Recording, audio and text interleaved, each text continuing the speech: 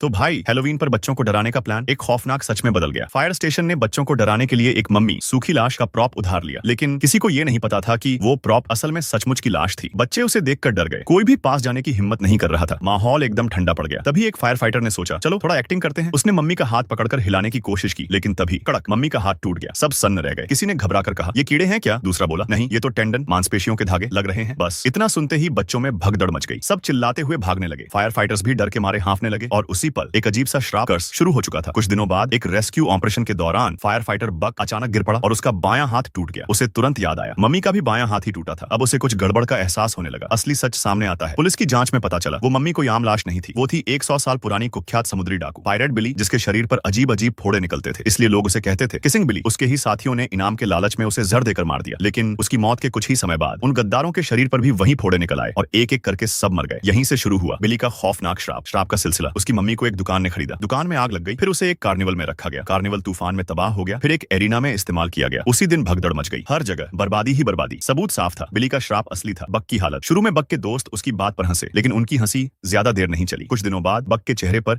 वही अजीब फोड़े निकल आए, बिल्कुल बिली जैसे। एक हफ्ते तक अस्पताल में इलाज चला, लेकिन हालत और खराब होती गई। अब बक समझ गया, जब साइंस फेल हो जाए तो कभी कभी अलौकिक चीजों को मानना पड़ता है। आखिरी उम्मीद। बक सीधे उस मम्मी के पास गया और दिल से माफी मांगी। मैंने जानबूझकर कुछ नहीं किया, ये सब गलती से हुआ। और फिर चमत्कार, अगले ही दिन उसके सारे फोड़े गायब हो गए। अब सवाल ये है नहीं, तू सब्सक्राइब करेगा कि नहीं?